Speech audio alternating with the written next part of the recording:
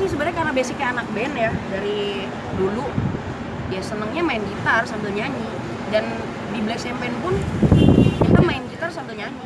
Cuman setelah nyanyi sama main gitar kita bawain 10 lagu, setelah itu kita berdua nge-DJ gitu. Jadi itu aja sih nilai plusnya. Kalau misalkan fans yang sayang, yang support banget, mereka pasti akan senang gitu. Idolanya oh ternyata bisa nge-DJ juga ya gitu. Multi talentan ya. Setiap dapat project ini paketan jadinya. Paketan dia betul. Jadi banyak banyak. Jadi kayak zaman dulu The Rock Indonesia Mas Dhani tuh itu selalu paketan sama The Virgin kan.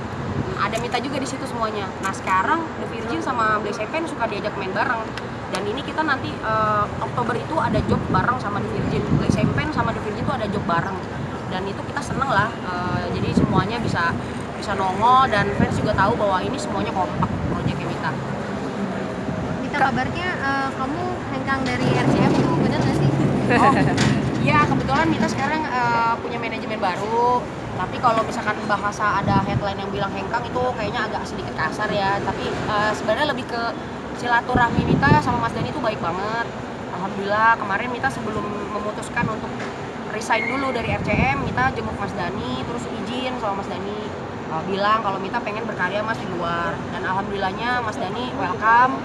Terus juga Mas Dhani nggak pernah matokin project Mita harus di RCM, enggak. Jadi itulah bagusnya Mas Dhani gitu. Dan alhamdulillah antara Mas Dhani sama RCM dengan manajemen Mita yang baru, Marindo Manajemen namanya, CEO-nya namanya Pak Tobing, itu merger gitu bareng. Jadi alhamdulillahnya The Virgin masih di bawah naungan RCM, Mita sama Black Champagne sama Citra di bawah naungannya Marindo. Jadi kita kerjasama supaya bagi jadwal, supaya jadwal itu nggak bentrok dan hubungannya baik banget. Berarti bukan isu katanya karena RCM bangkrut itu Diluruskan Mita.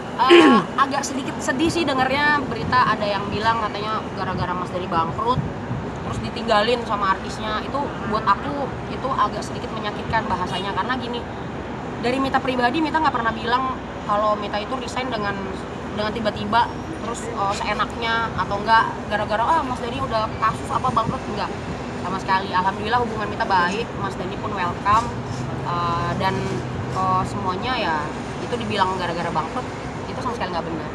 Emang Mita udah niat pengen 10 tahunnya RCM, Mita kan di RCM udah 10 tahun secara kontrak, tapi kalau secara kenal Mita udah kenal Mas Dhani dari 2006. Jadi nggak ada yang namanya bekas bos atau bekas ini, karena kita keluarga. Kita dikit